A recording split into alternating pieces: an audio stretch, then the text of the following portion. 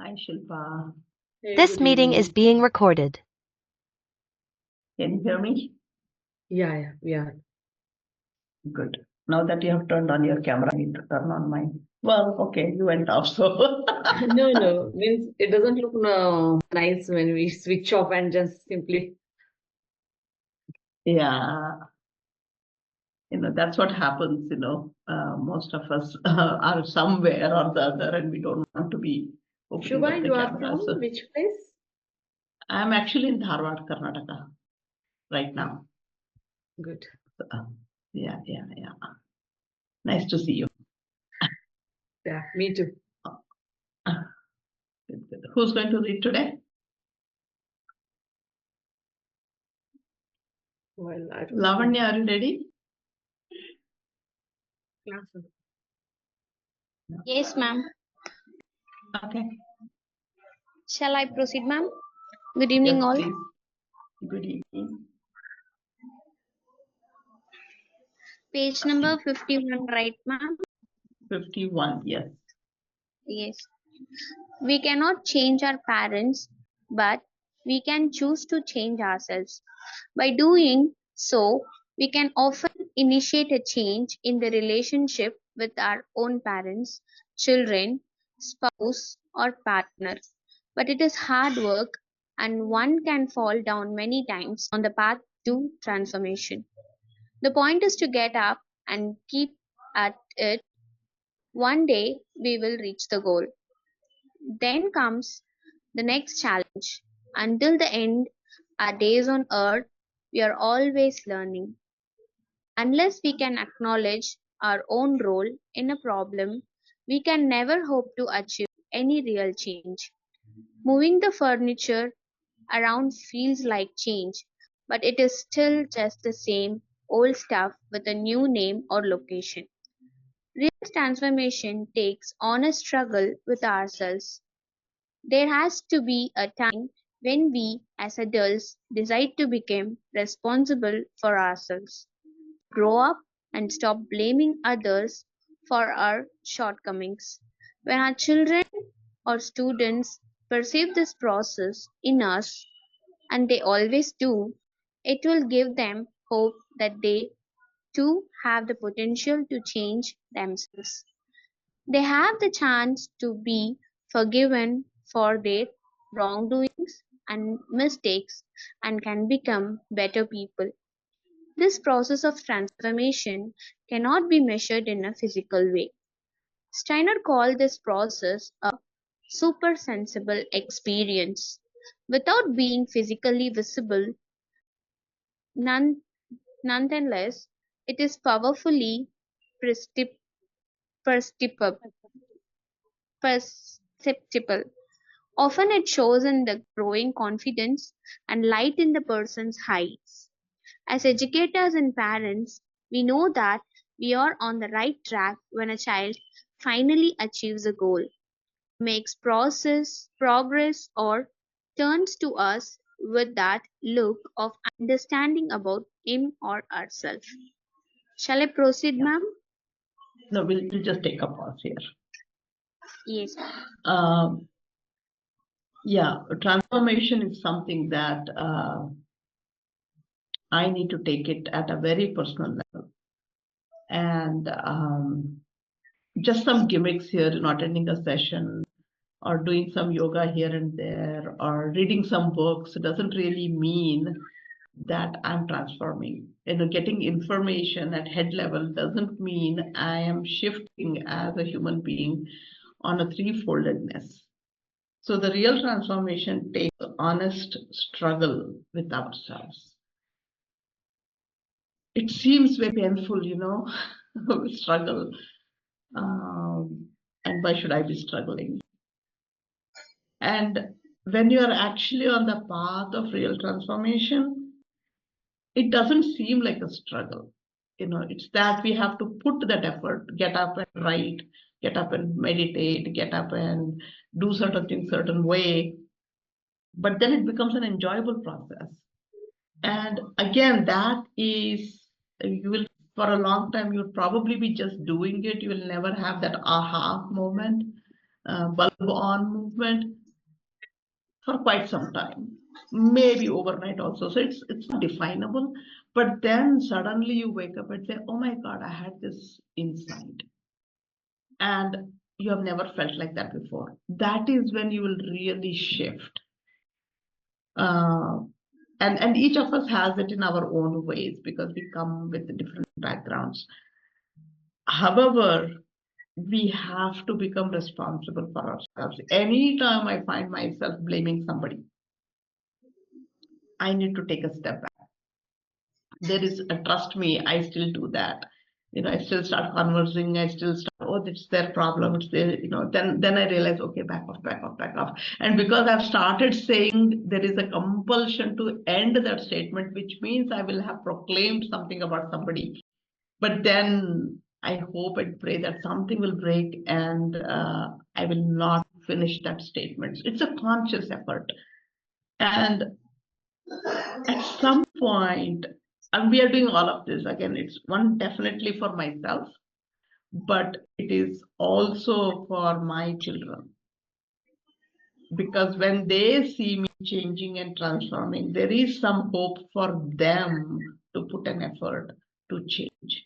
That is why we are doing, I think it's Steiner or somebody else, I'm not sure. These patterns, they say, repeat for 3 generations. So something that my mother did, I do, and my children will do. Or something that I'm doing, my children will do, and their children will do, provided we are just going with the flow, not paying conscious attention to our actions and words and gestures. So if I want to break that pattern, then I need to stop, which means I have to heal. So if something is wrong, and I hear my mom tell, oh, my life is over now, why should I even put any effort? I'm done. But she has to do, because I get an example that at that age she's doing, so I better do it. And my children will learn from me. So somewhere we are trying to break that cycle. So that's what he says here. They have a chance to be forgiven for their wrongdoings and mistakes and can become better people. All of us have made mistakes. All of us will make mistakes. But then when I'm process of healing, it becomes easier for me to say, I'm sorry, please forgive me, or I forgive you for whatever that is. Steiner calls that super sensible process. What we are operating right now is out of 5 physical senses. What I see is what I believe. What I see in you is not you. You are pretending to be somebody before me or before the world. And I mean, I was just having a conversation before this. We talk about Naga sadhus. I mean, now that Kumbh Mela is going on, and that's like the topic of the day wherever you go. So, I mean, they look so weird and so this and so that, but it's not them, right? And what is going on? This is a question that I'm asking myself these days. What could you be thinking right now? What may be going on in your head right now? So that gives me a perception that what you are, or what I perceive that you are, is not who you are. And same thing is happening with me. I am somebody, but I'm portraying to be somebody else. It's so difficult to be vulnerable and to say, I don't know, I don't understand, or I have this problem, right? I work with my mentor and she's younger than me. And I'm like, oh my God, it's so shameful to work with somebody younger than me and listen from them, But I digest it and I go say, yeah, I may be 57, but I don't know. So somewhere I have to work on those beliefs that I have somehow developed. So that super sensible experience is definitely something that we have to work on. Super sensible is being able to see with your eyes closed, being able to hear when somebody is not speaking, or able to hear your own inner voice. Of course, smell and touch is not what we are talking about. Clairvoyance is what Steiner talks about. Clairambience, clairaudience, listening and seeing are the 2 most sensitive organs. They bring us a lot of information and stimulation also. So typically when we sit down for meditation, we close our eyes, and somewhere I have also learned to now close my ears, plug them, so you don't even hear something and it disturbs you. So the clairvoyance and clairaudience is something that we have developed. Super sensible organs. Yeah. All right, Lavanya. It is very important to recognize and understand how human beings influence each other. What we know in our day consciousness is the smallest part of reality. What stands behind the physically Perceptible. perceptible or per- perceptible or profound and powerful forces which can be used either for furthering the well-being of ourselves and others or may be used to control and create negativity. It is a matter of choice in which direction we use our own forces. Often, when talking to a parent or a teacher about the needs of children in his or her care, a moment comes when the penny drops.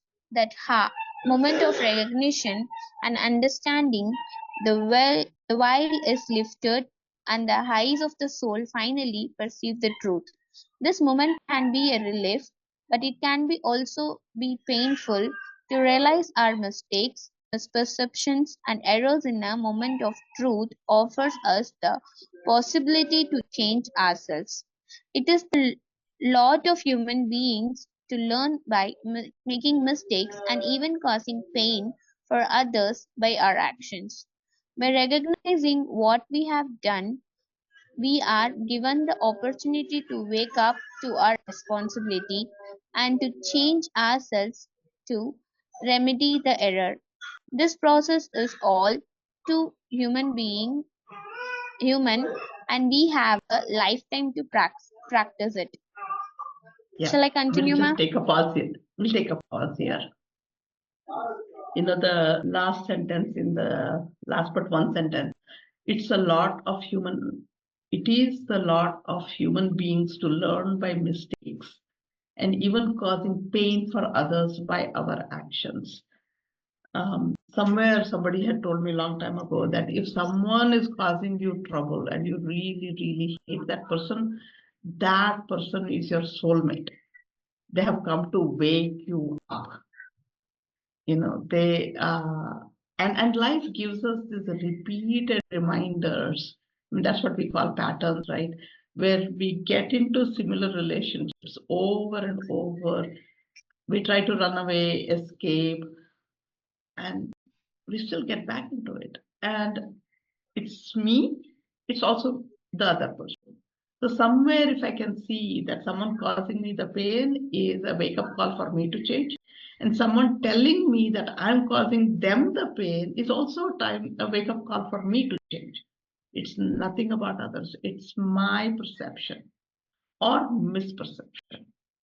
It doesn't matter, because no matter what, the sufferer is me. What's happening is in my head. And there are a lot of examples we have read. It's beautiful to read as a book. Like Nelson Mandela was in the jail for 20 some long years, in a 3 by 6 foot cell, and he himself was 6 foot tall. And how he may have done. There's Viktor Frankl, who had his realization when being in the jail. Lots of them, when they were punished, they had these insights, and so they have come out of it. They never blamed anybody. They took responsibility.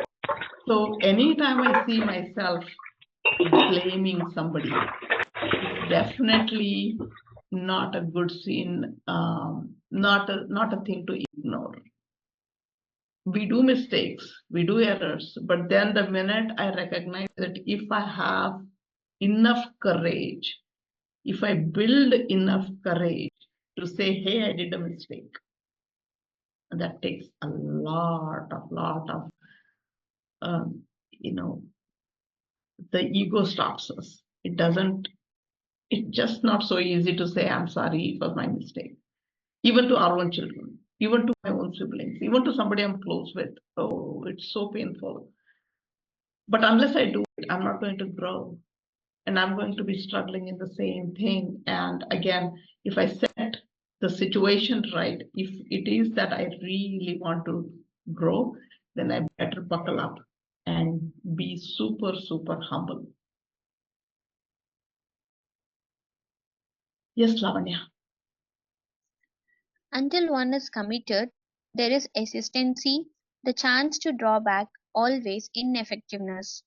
Concerning all acts of initiative and creation, there is one elementary truth, the ignorance of which kills countless ideas and splendid plans. The moment one definitely commits oneself, then providence moves too. All sorts of things occurs to help one that would never otherwise have occurred.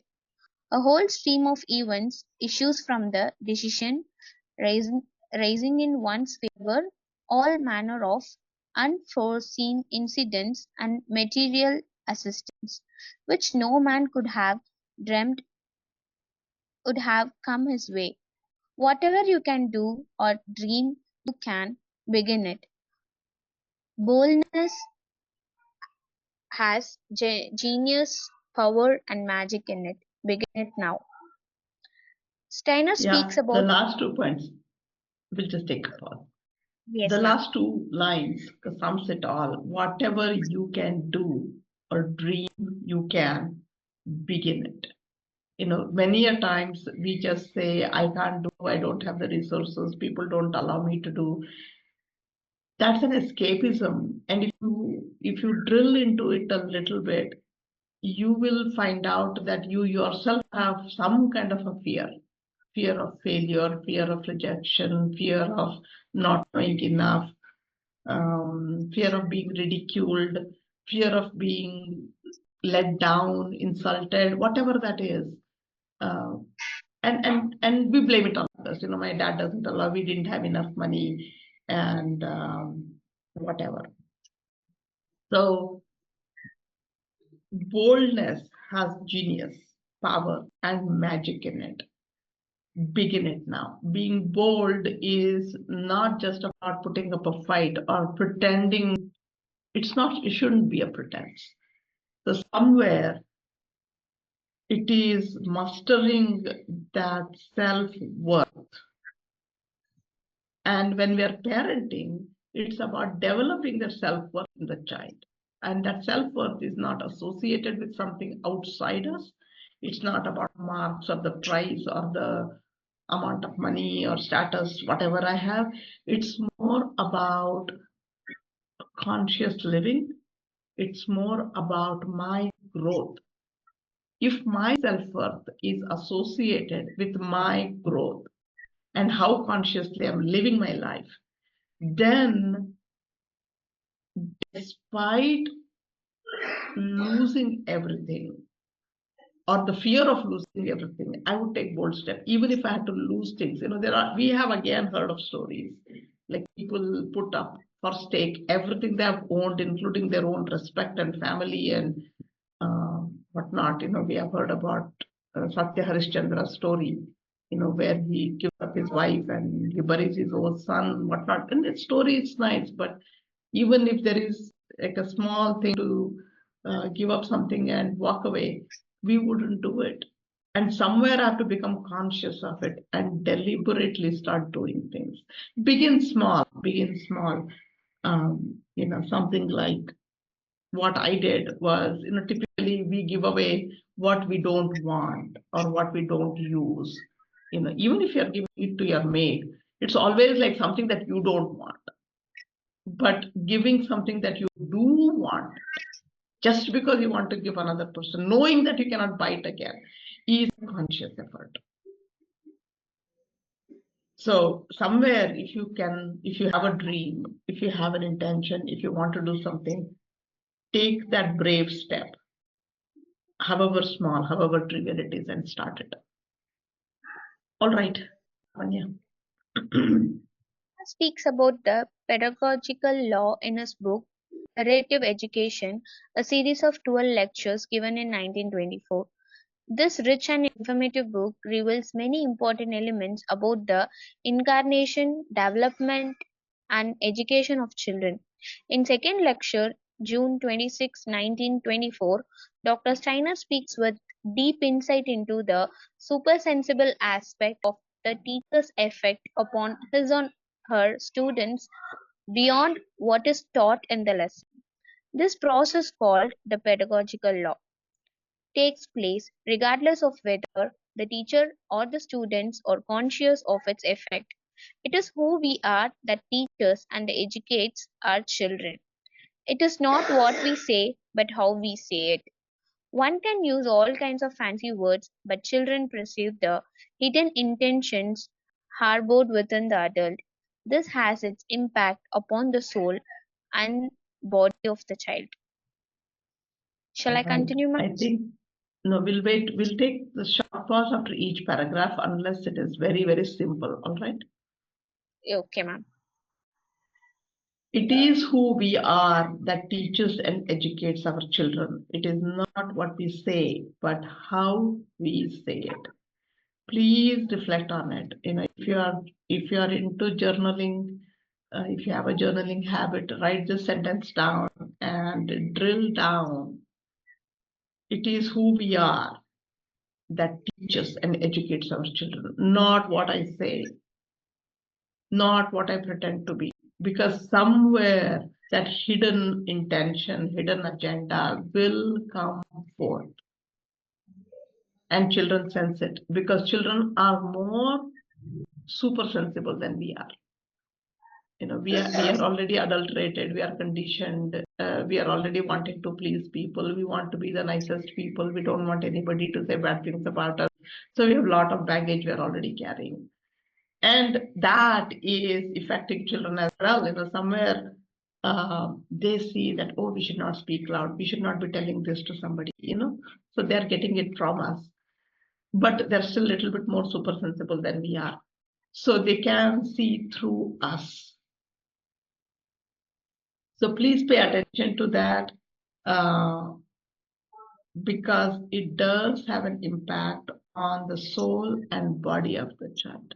That is what makes up a child. If you have a older child, elder child, if you have children or you see any other children, and if they are afraid, if they cannot speak their heart out, if they're hiding, if they don't take risks, if they don't apply for jobs, if they don't want to go to jobs, if they want to quit school, whatever the reason, there is always a story behind. And same thing with us, though. So somewhere they are not integrated in their soul, body, and spirit. So again, back to us. I need to be a person who they can emulate. I have to become their role model in some ways. So change begins with me. All right, Lavanya.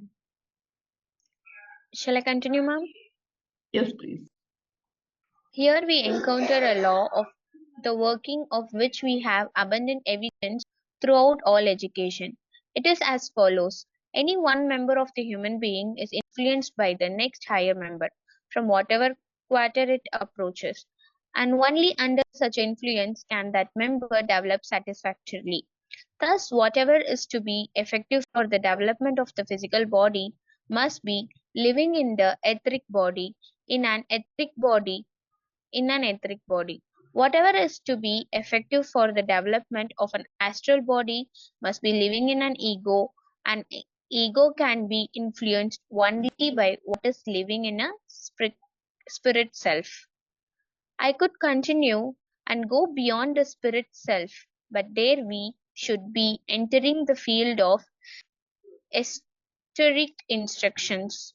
What does this mean in practice? If you find that the etheric body of a child is in some way weakened or deficient, you must form and modify your own astral body in such a way that it can work upon the etheric body of the child, correcting and amending it.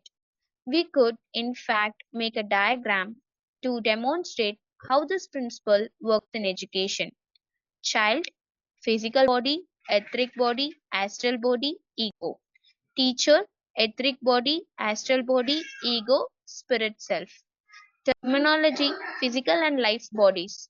Soul body, individuality, higher self. Okay, The we'll just stop teachers, here. We'll yes, just stop here. Yeah, I'm not sure how many of you are familiar with these subtle bodies. There's a physical body, is the gross physical body. Then we have life body or the etheric body. We have astral body, which is feelings, emotions and feelings. And then we have an ego body, which is consciousness. And then there is beyond those bodies also the higher spirit selves. So we can, after we finish reading this book, we can be reading another book where Steiner talks in detail about these. What he's trying to tell here is, if I have to work on the child's physical body, if the child is not feeling fit in the physical body, then I, as a teacher, must have or operate from a sound etheric body, which is the life body of me, where I breathe into the child's physical body. I'm not in the real sense, but operate from there. Only a higher body can work on the lower body.